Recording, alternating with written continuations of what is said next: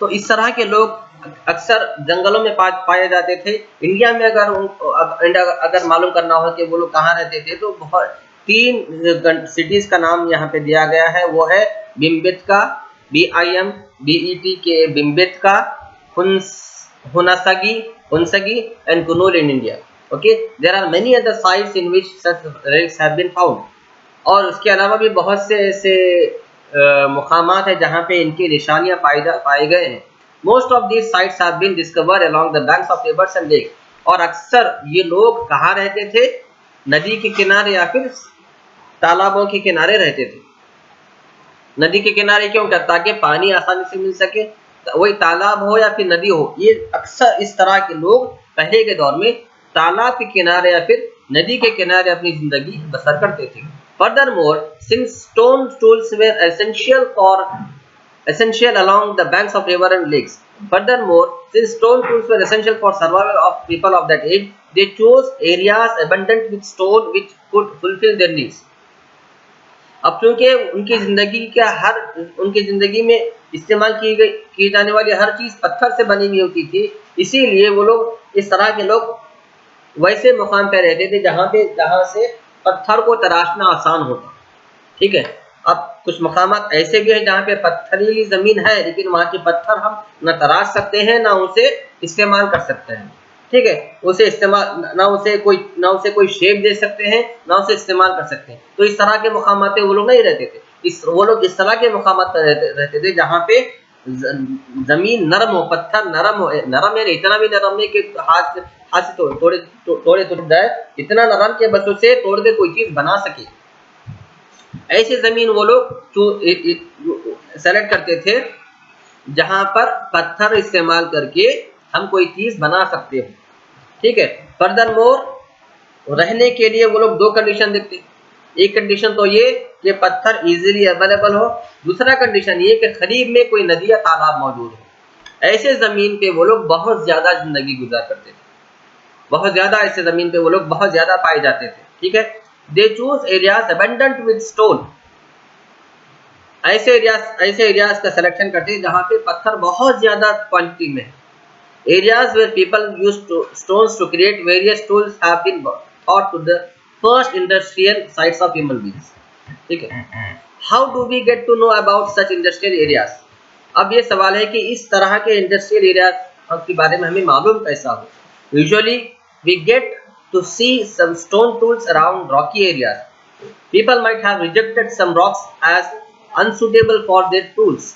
Heaps of broken rocks or stone chips obtained during the creation of implements abound in such areas. अब हमें कैसा मालूम हो कि ये लोग कौन सी जमीन पे रहते थे, कौन से एरिया में रहते थे?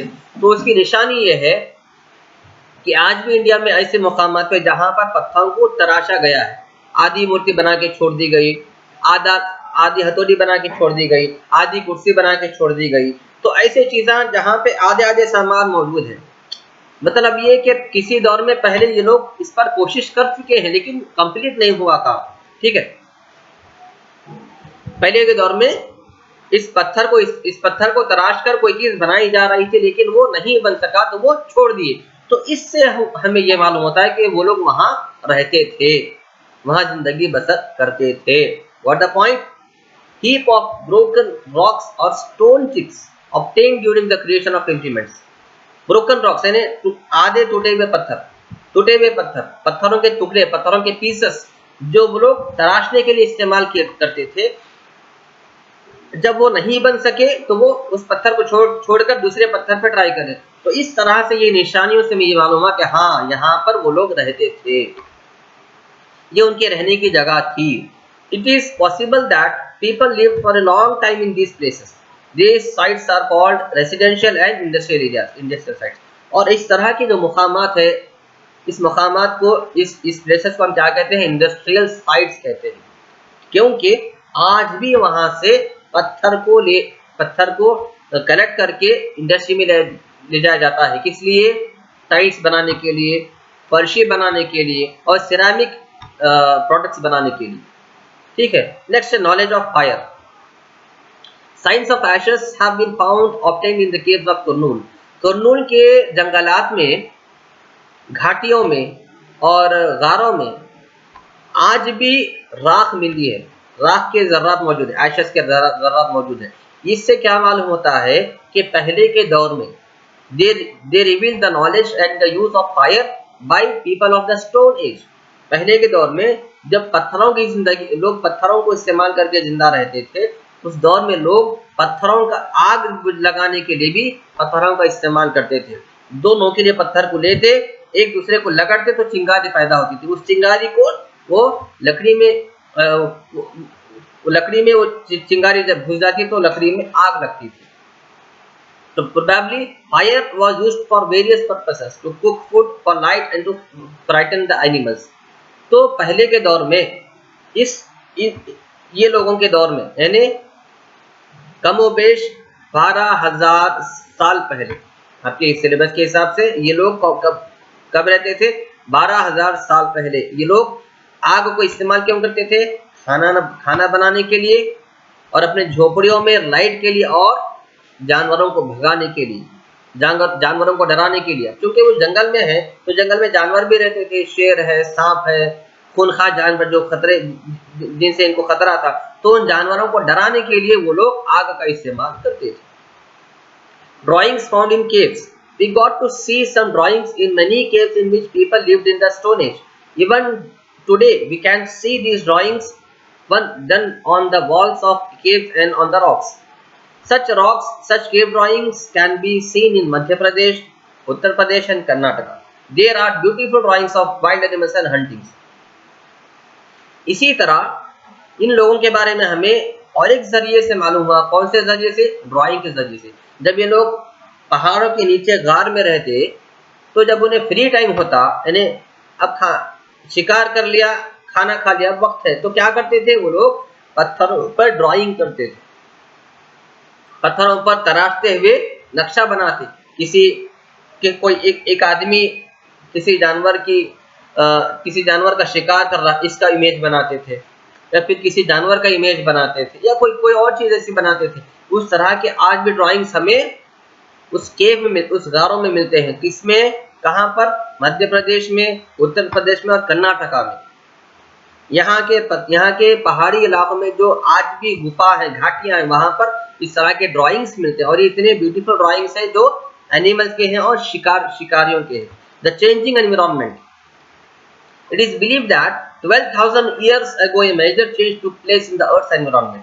ठीक है, ये माना जाता है कि 12,000 साल पहले इस अर्थ के टेम्परेचर में बहुत ज्यादा इंक्रीमेंट हुआ। ठीक है, इस अर्थ के टेम्परेचर में बहुत ज्यादा इंक्रीज हुआ। इससे क्या हुआ? टेम्परेचर बढ़ने से खेती शुरू हुई। ठीक है, the earth temperature began to gradually increase. This led to the development of grasslands in many places. हरियाली की जमीन शुरू हुई, क्योंकि हरियाली होने के लिए पहले तो पानी होना है और धूप होना है, और धूप उस वक्त ज्यादा नहीं होती थी। तो अब जब आहिस्ता आहिस्ता धूप बढ़ने लगी, टेम्परेचर वर्ड का बढ़ने लगा, तो जमीन में हरियाली होने लगी। बियाबान में, रेगिस्तान में हरियाली शुरू हुई। हरियाली यानी घास को उगना शुरू हुआ, पेड़ पौधों का उगना शुरू हुआ। वो पेड़ पौधे जो आज हम तरकारी के तौर पे खाते हैं, वो उगना शुरू हुए। Birds and animals began to multiply in unprecedented numbers. अब चूंकि वो जानवर जो सिर्फ झाड़ खा के रहते थे, वो जानवरों की नस्ल बढ़ने लगी। क्यों बढ़ने लगी? क्योंकि झाड़ उगना शुरू हुई, क्योंकि हरियाली उगना शुरू हुई। और हरियाली खाकर बर्ड्स जो है उनके नस्ल बढ़ने लगी। ठीक है, वो मल्टीप्लाई होने लगे। और वो जानवर जो सिर्फ झाड़ खाते हैं, जैसे कि हिरन है, जैसे कि घोड़ा है, गधा है, ये सारे जानवर सिर्फ और सिर्फ झाड़ खाते हैं, सिर्फ और सिर्फ घास खाते हैं। घास रहेगी नहीं तो घोड़ा कैसे रहेगा? इसलिए तो जब घास का उगना शुरू हुआ, घास का जब जमीन से उगना शुरू हुआ, तो उस दौर से जानवरों का ज्यादा होना भी शुरू हुआ। They started multiplying. Animals like deer, goats, sheep and others prospered in this grassland. तो इस तरह के हरियाली जमीन में कौन जिंदगी बसर करते थे? डीर है, हिरन है, और बकरियां हैं, मेंढे हैं। इस तरह के जानवर इस एक हरियाली में जिंदगी बसर करते थे। Over a period of time, they captured some these animals and brought them up।